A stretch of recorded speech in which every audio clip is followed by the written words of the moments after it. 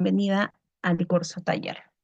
Bueno, seguido a ello, vamos a iniciar con nuestra primera ponencia, que es inmunoterapia oncológica, dado por el doctor Víctor Vegaso Moyo. Para ello, es médico cirujano, ¿no? Que ha estudiado en la Universidad San Agustín. Es especialista en medicina oncológica, ha llevado una maestría en salud pública y en gerencia de servicios de salud. También ha llevado un diplomado en oncología ginecológica y ha realizado un estudio en biología molecular y medicina oncológica en Brasil. Actualmente lleva elaborando en el área de medicina oncológica en el IREN Sur. Adelante, doctor Víctor. Hola, buenas tardes. Si me confirman si se puede escuchar. Sí lo escuchamos, doctor. Ok, a ver, voy a compartir.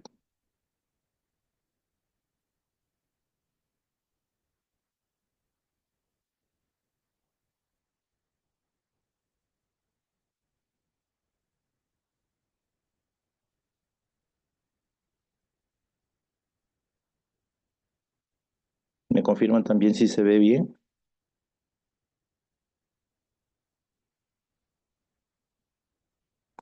Hola.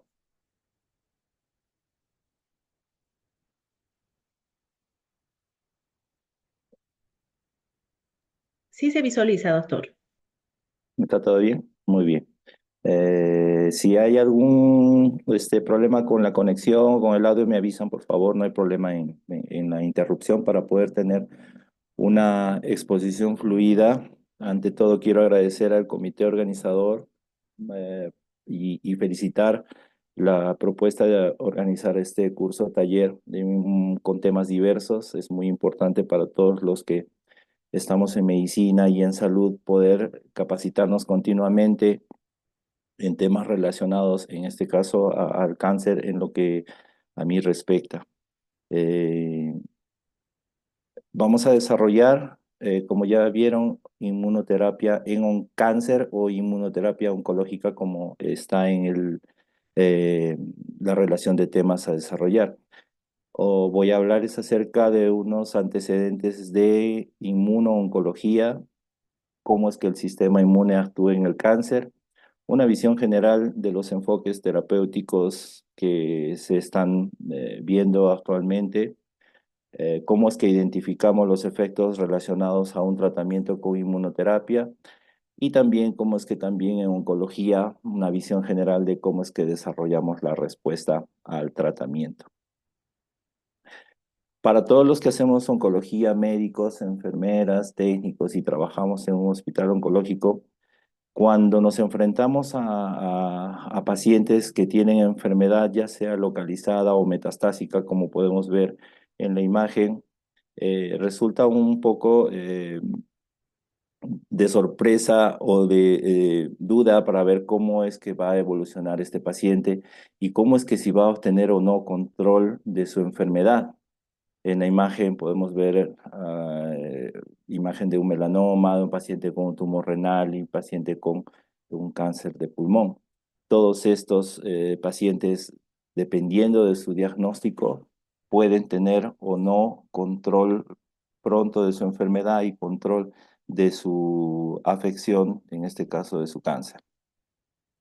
Sucede que cuando las enfermedades oncológicas, y esto es de conocimiento general, porque la mayoría ya lo sabe, cuando llega una enfermedad localmente avanzada o una enfermedad metastásica, como le llamamos en oncología, la sobrevida de los pacientes pues se reduce. Como ven ahí, algunos solo a meses, 4 meses cuando es enfermedad metastásica en pulmón o un cáncer colorectal, o 12 meses cuando es o 12% cuando es una enfermedad renal avanzada. En oncología hacemos un cálculo a los 5 años de vida cuando se hace el diagnóstico oncológico. Entonces, si llega a un 12% de los 5 años, pueden entonces deducir que solo son algunos meses de vida en los cuales el paciente va a enfrentar su enfermedad y inevitablemente va a enfrentarse al fallecimiento o a la muerte. Lo mismo pasa en melanoma y en muchos cánceres en mama, en estómago o como ven ahí en colorectal. Estas son las curvas de sobrevida que en la evaluación inicial de los pacientes, el paciente puede vivir, si es que es un estadio inicial, puede vivir casi los 5 años de vida, y si van disminuyendo a medida que va avanzando el estadiaje. Un paciente con estadio 4 pues tendrá algunos meses de vida, ya sea 1 año o incluso menos. Quiere decir entonces que mientras más avanzada sea la enfermedad, menos posibilidades de control y menos posibilidades de tener una larga vida o al menos unos meses de control durante su tratamiento. La inmunoterapia actualmente se ha convertido en uno de los pilares, un pilar más en el tratamiento oncológico. Si ustedes conocen o recuerdan o han aprendido algo sobre el tratamiento en oncología, podemos decir que la cirugía es uno de los pilares fundamentales también en el tratamiento y control de las enfermedades. Como ven ahí, radioterapia, también la quimioterapia, y hasta hace unas décadas la inmunoterapia también se ha convertido en un pilar de terapia antitumoral en los enfermos con cáncer. Entonces, es importante conocer cómo es que actúa y es importante saber qué podemos utilizar y en qué podemos utilizarlo. ¿Cómo es que surge todo el estudio y cómo es que inició todo este boom de la inmunoterapia en el tratamiento oncológico? Eh, en el año 1862, imagínense tanto tiempo, había antecedentes de tratamientos en sarcomas en pacientes del cirujano, el doctor William B. Coley, que aplicó extractos bacterianos inyectados en tumores, específicamente sarcomas. ¿Y qué notó? Que al producirse una reacción inflamatoria intentando controlar esta infección, estos sarcomas reducían. Por tanto, existía una tasa de respuesta del 10%, obviamente con resultados variables, pero sí con control parcial de la enfermedad. Regresionaban los tumores producto de esta inyección de extractos bacterianos. Entonces surgió la pregunta, ¿no? ¿Cómo es que estos extractos bacterianos se activan o activan el sistema inmunológico hasta tal punto que pueden regresar los tumores y pueden disminuir? Es así que entonces, desde 1890, a través de todos los años, cada estudio ha ido desarrollando pues algunas posibilidades de control inmunológico y de control y de tratamiento en los tumores. Aquí podemos ver en el medio el bacilo de Calmette-Guerin, que fue aprobado para los tumores de vejiga, que esencialmente también se constituyó un tratamiento en oncología para poder controlar los tumores de vejiga. Estimulaba el sistema inmune para poder, a través de inyección intravesical, controlar los tumores. Y así ha ido avanzando a través de la historia. En todos los años han ido desarrollándose moléculas y desarrollándose tratamientos, todos también enfocados al sistema inmune.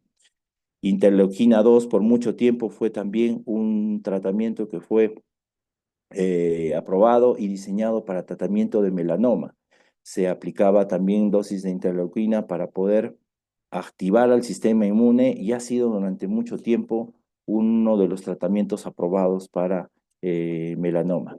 Y así han ido desarrollándose varias moléculas, muchas moléculas en realidad hasta la actualidad, de tal forma que en el año 2013, a través de la aprobación de un anticuerpo monoclonal llamado ipilimumab en melanoma, con importantes datos y importantes resultados en el control de dos objetivos que manejamos mucho en oncología: la sobrevida global y la sobrevida libre de progresión. ¿Qué quiere decir? Que nosotros, cuando hacemos el diagnóstico oncológico, buscamos que, uno, el paciente viva más, eso es sobrevida global, y dos, que si el paciente va a progresar, permanezca mucho tiempo sin enfermedad que pueda progresar en su organismo.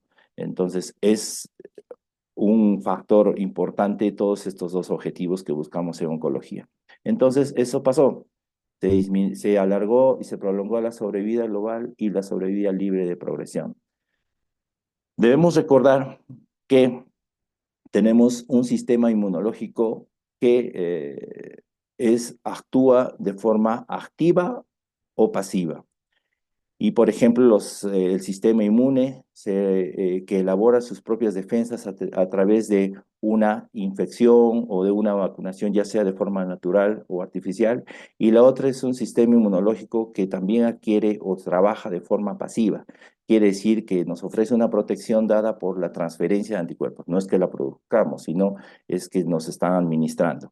¿Y a través de qué? De forma natural. Los recién nacidos, cuando nacen, tienen todo el boom, el pool de defensas que le transfieren la mamá. Y de manera artificial, a través de la aplicación de antitoxinas o gamma-globulinas que se pueden aplicar para activar el sistema inmune. Esto es ya conocido y lo recordamos porque sabemos que cómo funcionan las vacunas y cómo funcionan también el mecanismo del sistema inmunológico. Estas células que ven aquí son las células del sistema inmunológico y las que se producen por medio de un mecanismo que se llama hematopoiesis. Una célula principal se transforma en una estirpe mieloide, en otra estirpe linfoide, y va a subdividiéndose y va desarrollándose en cada una de estas células que recordamos todos y que ya las hemos aprendido de todos estos años de aprendizaje, ya sea por el colegio, la universidad, en el desarrollo de nuestra formación.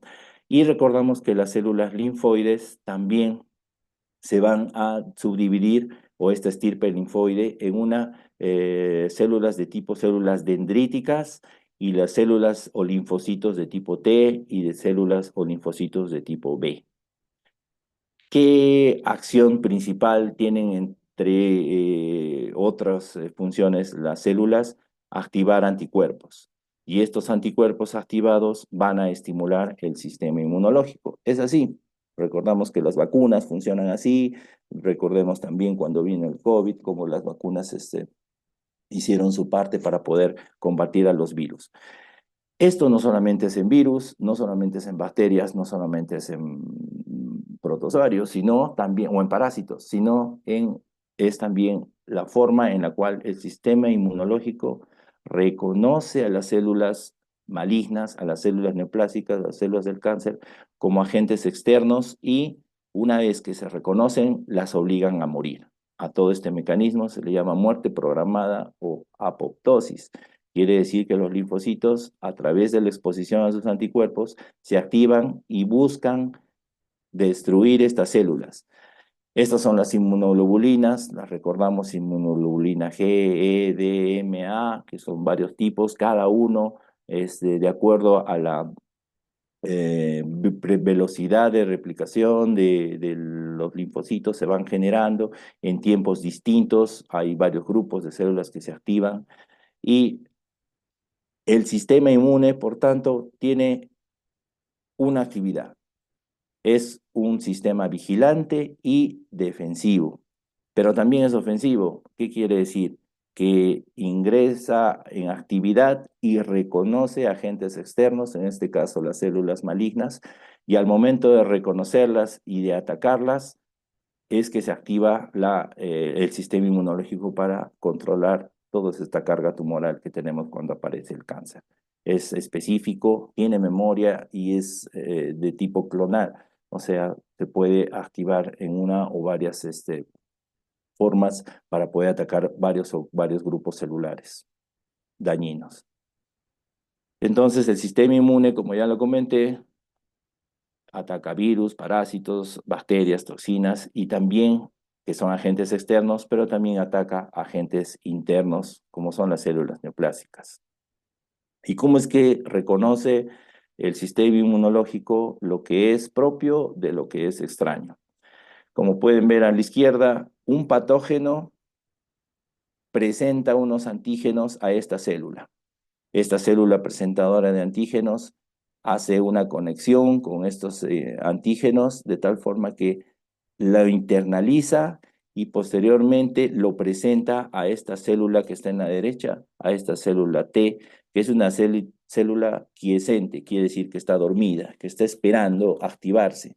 Entonces, cuando la célula presentadora de antígenos reconoce que este es un agente extraño, lo presenta al linfocito T y se produce la activación del sistema inmune, que consiste en qué? Esencialmente en replicación y reconocimiento.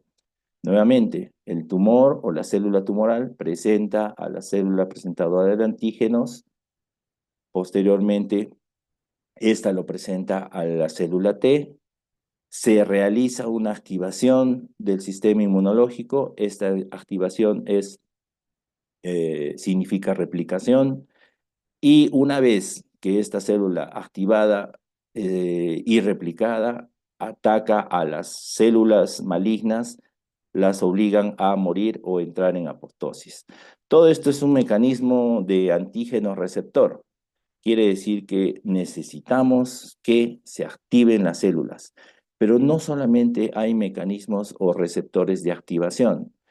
Y el tejido tumoral no solo son células, sino también tienen tejido fibroblástico, tienen vasos, tienen otro tipo de células que están dentro del tejido tumoral.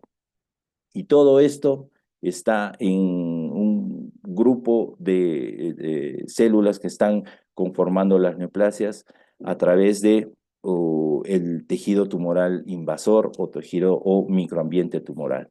Entonces, todas estas células también, como pueden ver ahí, tienen células inflamatorias, tienen leucocitos y también están coexistiendo con las células del tumor. ¿Y qué pasa? ¿Por qué no las reconocen? Porque existen algunos medios o formas de equilibrio del ambiente tumoral. Ya sea porque el ambiente tumoral está con poca irrigación, o sea porque también las células tienen una microinvasión extrema. Lo cierto es que en adelante, si las células no se reconocen como malignas, van a producir crecimiento tumoral y persistencia de estas células, con lo que sabemos que conlleva pues empeoramiento de toda la enfermedad oncológica. Estos son algunos de los mecanismos por los cuales este tejido tumoral subsiste y no se programa la muerte en este tipo de células. Entonces, aquí tenemos unos de los mecanismos por los cuales se genera la persistencia de estos tejidos tumorales. También aquí están el genoma, la desregulación energética, la promoción inflamatoria. Todos estos mecanismos se pueden controlar. Uno de estos es también el escape de la respuesta inmune, que es esta. Y es lo que nos lleva a poder explicar cómo es que funciona el sistema inmunológico controlando o no controlando el tejido tumoral, atacando para que pueda ser eliminado. Entonces, es muy importante, de todos estos factores, es muy importante este que está aquí, que es una escape al sistema inmune y que lo obliga a una destrucción. Toda esta evasión tumoral oncológica hace que haya un equilibrio, como ya lo mencioné, y que en un momento después de este equilibrio haya un escape de las células y se rompe el equilibrio y viene el crecimiento de los tumores, de las células, con la consiguiente progresión de la enfermedad tumoral. Nuevamente, este equilibrio se rompe y se produce un escape tumoral. Así como les comenté que hay un estímulo positivo para poder atacar a las células neoplásicas, también hay un estímulo negativo. Quiere decir, es un freno inmunológico. Las células normales no son atacadas porque por medio de los receptores, que son estos, hacen que el sistema inmunológico no las destruya. Pero las células tumorales también adquieren estos receptores y cuando el sistema inmunológico va a buscar estas células malignas, estos receptores o estas células tumorales expresan estos receptores y obligan al sistema inmunológico a no atacar. Quiere decir que convierten en receptores inhibidores. Entonces, estos receptores inhibidores activados hacen que el sistema inmune no trabaje en contra de las células tumorales. Es básicamente todo esto lo que hace que el sistema inmunológico no capture o no atrape a estas células malignas, por tanto, todo esto se va a desarrollar y un crecimiento tumoral con desarrollo de metástasis significa que la enfermedad está fuera de control. ¿Qué sucede cuando a través de medicamentos que han sido desarrollados de forma sintética o estos anticuerpos se ubican en estos receptores en las células y por tanto, una vez que las células, en las células tumorales, una vez que las células T están con estos receptores, ya sea unos anticuerpos que han sido desarrollados, están bloqueados, la célula tumoral no va a poder activar estos receptores, por tanto, la célula T o células del sistema inmunológico lo reconocen como ajeno y al estar bloqueado, obligan a estos tumores a desaparecer o a entrar en apoptosis, que es lo que les dije que es la muerte celular. Todo esto se administra, esto es inmunoterapia, y se administra a través de sueros que son colocados de forma endovenosa y que básicamente son anticuerpos que se unen a estos receptores y obligan a evitar este freno inmunológico. Los anticuerpos pueden ser de forma de tipo humanizados o de tipo quimérico, quiere decir mixto, o pueden ser desarrollados por unos anticuerpos desarrollados en ratones o solo o anticuerpos humanos. Todo esto ha sido desarrollado por la industria y a través de los diversos industrias de investigación para poder establecer anticuerpos que vayan destinados a evitar este freno inmunológico. Los anticuerpos se unen a los receptores y evitan que se activen de tal forma que las células van a poder trabajar y van a poder estimular al sistema inmunológico y y promover la muerte celular. Por ejemplo, estos son los puntos de control inmunitario o son los receptores y lo de aquí abajo son células normales. Si estas células están vigilando constantemente el sistema o el tejido, una célula inactivada se produce porque este receptor se puede tomar, las células normales lo expresan y es la forma en la cual el sistema inmune no destruye a las células normales. Aquí, como ven, células normales no dañadas porque esos receptores hacen que el sistema de células en el sistema inmunológico no se active. ¿Qué pasa con estas células cancerosas que tampoco están detectadas? Tienen estos receptores y pasan como con una máscara o con un disfraz, hacen que estas células no las reconozcan, por tanto, no se produce la muerte celular. Si a estos receptores se le aplica estos anticuerpos que son los que van a estar ubicados en estos receptores bloqueándolos en la célula, entonces sí se podrá hacer un reconocimiento inmunológico. Nuevamente, este es el mecanismo por el cual los receptores que son en este caso de la célula tumoral llamados PDL1 o PD1 activados, aquí en el lado derecho, activados o bloqueados, van a provocar la muerte de una célula tumoral normal. Entonces, ¿qué hace la inmunoterapia? Ayuda en el reconocimiento del cáncer como extraño por el sistema inmune. Ya lo dije, ¿no? Las células tumorales siempre van a estar en contacto con el sistema inmunológico. Algo hace que escape de este sistema inmunológico, pero si nosotros bloqueamos el receptor, el sistema inmune lo va a reconocer. ¿Qué hace además? Estimula la respuesta inmunológica. Claro que sí, si el linfocito reconoce la célula maligna, se replica y empieza a trabajar.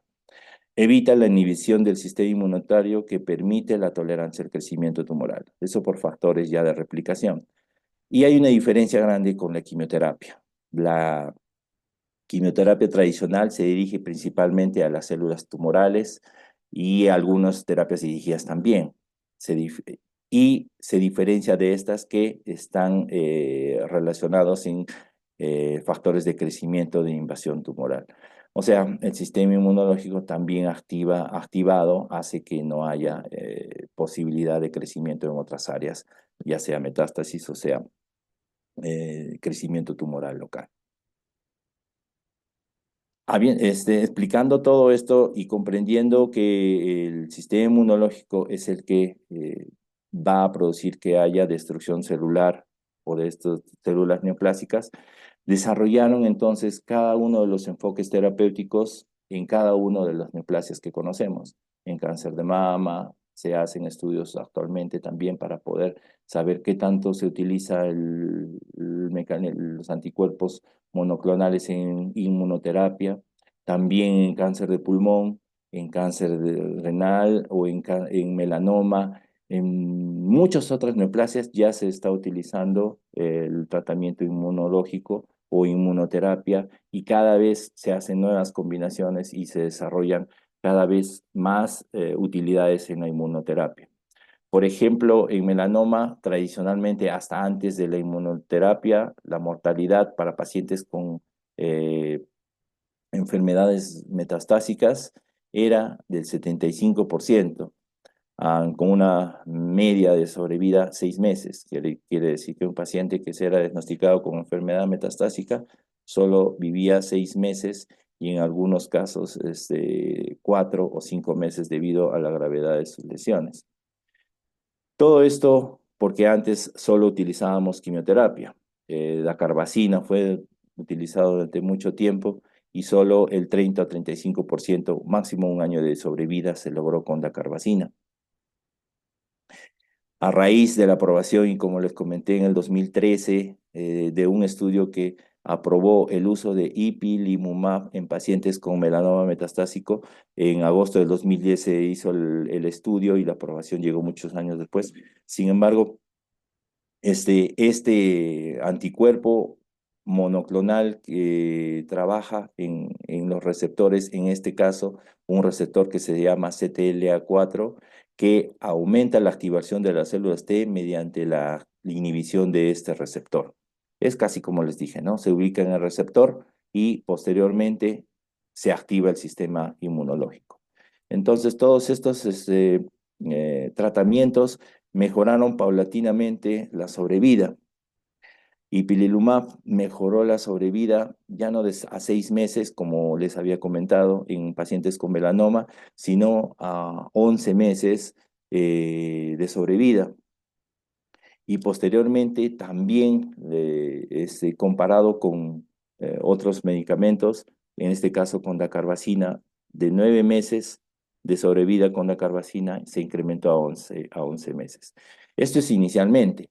A medida que van pasando los años, se van sumando nuevos medicamentos inmunológicos, por ejemplo, nivolumab o pembrolizumab, y pueden ver cómo es que ya no era 11 meses la sobrevida, eh, con los resultados en el tratamiento, sino ya 20 meses y van creciendo a 24 meses en todos estos pacientes con enfermedad metastásica. Algo que también se puede definir o se puede establecer como útil es que en este caso, por ejemplo, de 6 a 0.8 meses de sobrevida, lograr que una respuesta inmunológica sea sostenida en el tiempo para poder controlar la enfermedad es algo que es de maravillar en todo este tratamiento inmunológico que va desarrollándose en el tiempo cada vez con mayores respuestas. Quiere decir que la respuesta no es solo en unos meses o unos días como pasaba con la quimioterapia, que como saben, algunos tratamientos se colocan cada 3 semanas y a medida que va pasando el efecto de quimioterapia, van también pasando el efecto o control de enfermedad. En cambio, con inmunoterapia, el efecto del tratamiento es de manera sostenida, se mantiene en el tiempo porque es el sistema inmunológico el que está activado. Y estas curvas de sobrevida son las que pueden determinar que las combinaciones también son útiles en el tratamiento de los pacientes con inmunoterapia. Quiere decir entonces que ipilimumab fue considerado como la primera inmunoterapia en demostrar un beneficio en sobrevida global en un estudio fase 3 en melanoma metastásico. Pero surgieron nuevas combinaciones como nivolumab o pembrolizumab, que se consideran la primera línea de tratamiento en melanoma, y también ipilimumab se convierte en una opción terapéutica para valorar en melanomas con estadios 3. No solo la inmunoterapia se va a colocar en pacientes con estadios avanzados, sino también entran en los pacientes que tienen enfermedad inicial para hacer una adyuvancia o pacientes también que tienen necesidad de tratamiento en etapas iniciales. Todo esto a través de los receptores inmunológicos.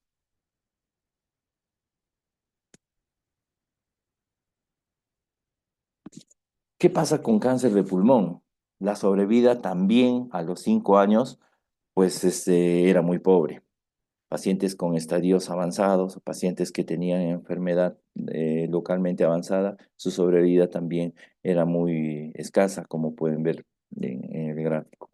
La posibilidad de vivir con un paciente con estadio clínico 4 o metastásico de 4,2 o 5%. Todos estos tipos celulares en enfermedad metastásica pueden ser tratados con inmunoterapia, claro que sí. Todos estos estadios de enfermedad, ya sea avanzada o sea localizada, también surgieron estudios para poder utilizar los anticuerpos monoclonales o inmunoterapia. Como pueden ver, nivolumab también se puede utilizar en melanoma y aquí ingresó en el manejo de la sobrevida en pacientes que tienen receptores PDL1 y que habían sido tratados anteriormente con quimioterapia. ¿Y qué pasó? Nivolumab, comparado con quimioterapia, mejoró la sobrevida en los pacientes con enfermedad avanzada. Como pueden ver aquí, 18% al año de sobrevida, en la media de sobrevida 12 meses de los pacientes y se incrementó a 2 años de sobrevida. Como medianas comparadas son 6 meses contra 9 meses de nivolumab. Parece poco al inicio, ¿no? Ganar 3 meses de vida en términos oncológicos, pero a medida que van desarrollándose los anticuerpos y los estudios, van incrementándose la sobrevida también. Todos estos estudios también mostraron seguridad en eventos adversos que estaban relacionados. Se llegaron a tener menos efectos adversos con inmunoterapia que con quimioterapia, que son más severos y son de grados más severos con quimioterapia comparados con inmunoterapia. En este caso, nivolumab con docetaxel en cáncer de pulmón. Todos estos tratamientos ya han sido incluidos en las guías de tratamiento. Todos los que hacemos oncología tenemos varias patrones o guías de tratamiento en los cuales podemos ver que ya se encuentran como tratamiento de primera línea la inmunoterapia antes que quimioterapia para poder tratar y controlar los tumores. Pembrolizumab también se convierte en cáncer de pulmón como las primeras líneas de tratamiento y esas son las curvas de sobrevida que hacen que se prolongue la sobrevida global en pacientes previamente tratados. Quiere decir que si falló la quimioterapia y se puede utilizar inmunoterapia como pembrolizumab, es necesario utilizarlas. Para esto hay que hacer unas pruebas de PDL1 que, como mencionan, son con porcentaje de receptores que expresan las células. Atezolizumab también se comparó con docetaxel en pacientes que habían sufrido cáncer de pulmón y también demostró mejora en la sobrevida. Como ven, se siguen desarrollándose muchas moléculas, siguen habiendo estudios de asociaciones, de modificación de dosis. Todo esto, inmunoterapia, sigue desarrollándose y es algo que en el mundo de la investigación pues va a seguir en afán de poder encontrar más utilidades para todas estas moléculas. Entonces, podemos decir que la inmunoterapia en pacientes con cáncer de pulmón son tolerables, que los estudios comparados con quimioterapia mostraron mejoría en la sobrevida, y no solo de docetaxel, sino muchas otras moléculas de quimioterapia, que hubo gran mejoría de los pacientes que expresaban receptores, y incluso en los que no expresaban receptores, no es que haya habido nula acción, también había sensibilidad al tratamiento. Entonces, todo esto de inmunoterapia en cáncer de pulmón se convierte en un nuevo estándar de tratamiento. En cáncer de riñón también hay varios tipos de tumores, de células claras, de tipo papilar 2, cromófobo, y que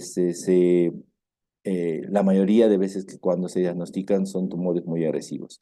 También el pronóstico es pobre cuando se encuentra en enfermedad avanzada, pero también la inmunoterapia encontró un lugar aquí.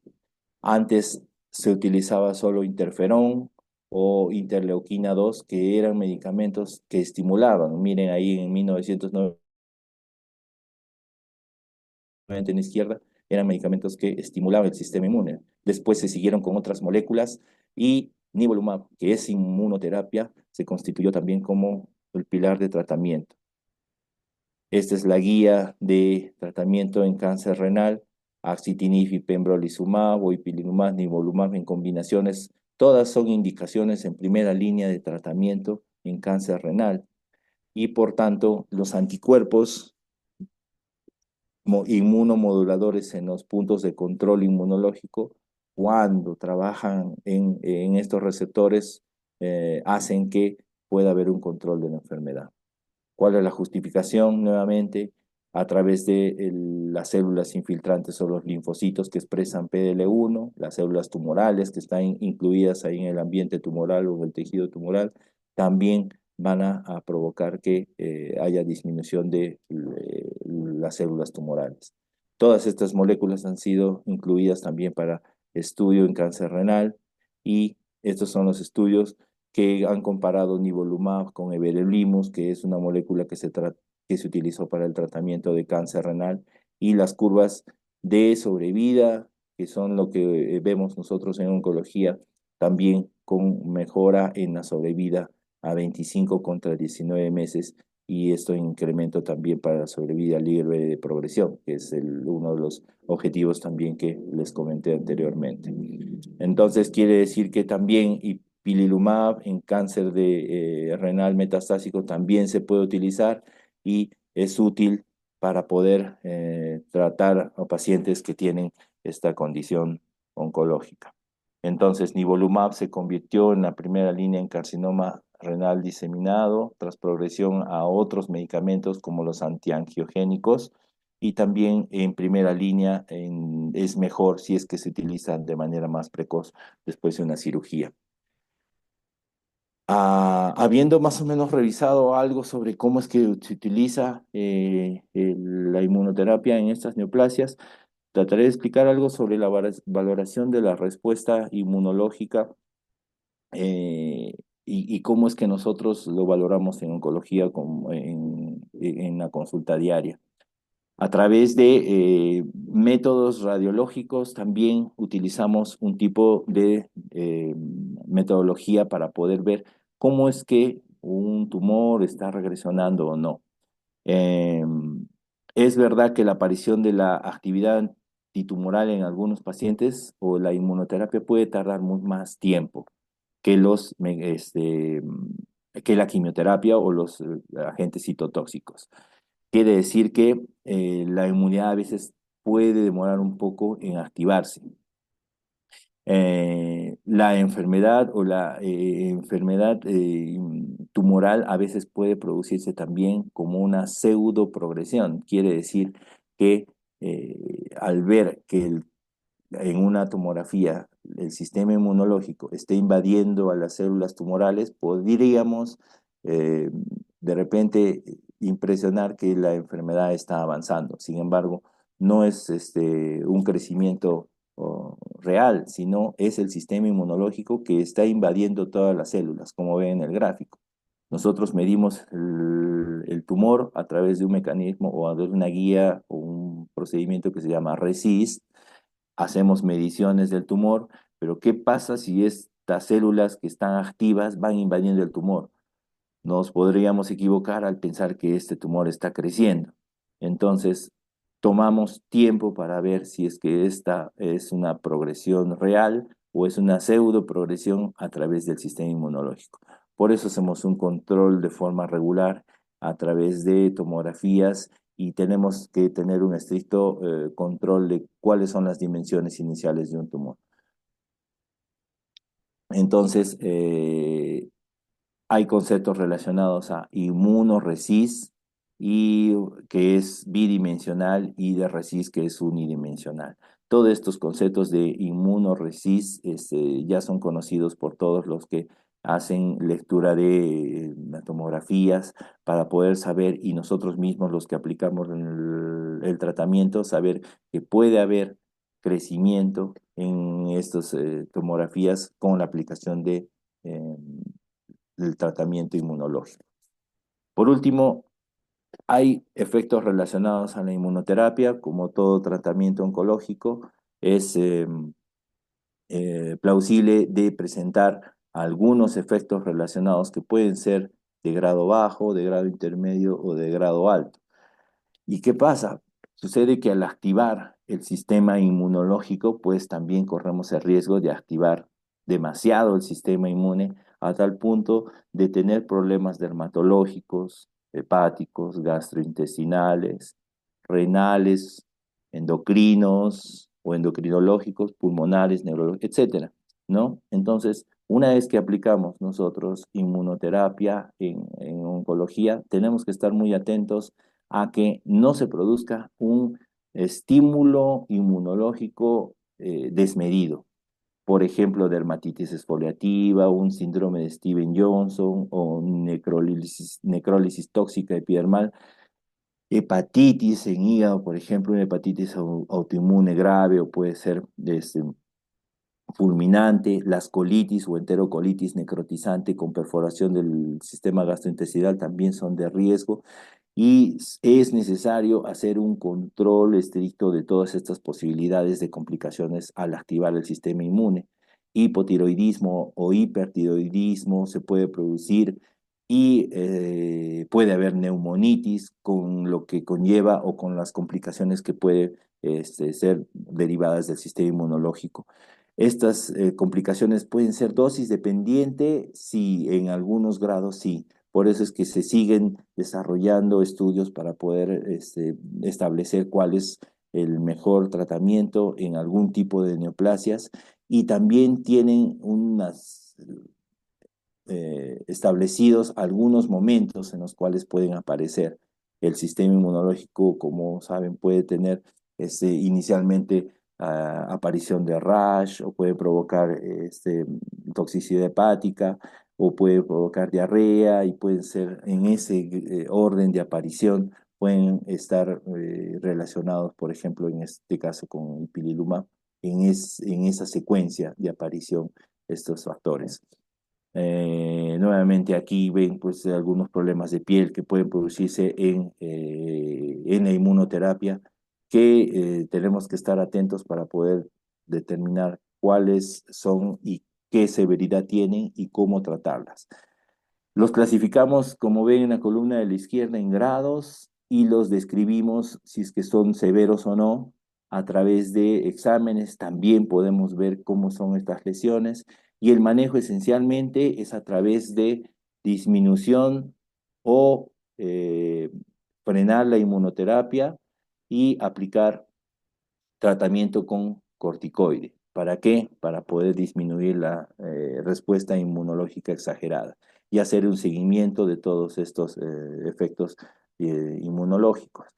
En diarrea también pueden haber diarrea grado 1, grado 2, que sea persistente o que sea severa, y que obligue a veces a detener temporalmente la inmunoterapia, dar tratamiento de soporte y iniciar corticoides como prednisona oral, y dar un tratamiento antibiótico si es que también existe alguna complicación. También se maneja en grados el problema hepático y también puede o no continuarse dependiendo del grado de severidad hasta discontinuar la inmunoterapia y agregar corticoides como metilprednisolona si son grados elevados o grados altos. Igual la neumonitis provocada por cada uno de estos agentes en inmunoterapia pueden dar enfermedades o complicaciones derivadas de la activación del sistema inmune y provocar insuficiencia respiratoria severa o complicaciones del sistema respiratorio. También en grados se puede clasificar, se hace la valoración por imágenes y el manejo en grado 1, continuar con la inmunoterapia y monitorizarlo, o en grado 2, detener también la inmunoterapia y también hacer un tratamiento con prednisona o detener definitivamente, ¿no? el tratamiento con inmunoterapia. Los efectos entonces de inmunoterapia son frecuentes, son relativamente frecuentes, son inespecíficos, a veces se presentan y si no estamos atentos a poder describirlos o poder sospecharlos, pues no vamos a poder diagnosticarlos.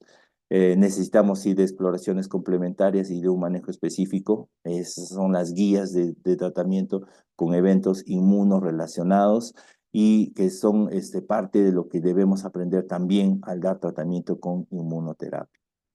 Finalmente, debemos recordar que la inmunoterapia se basa en el estímulo del sistema inmunológico para reconocer células malignas, obligándolas a morir.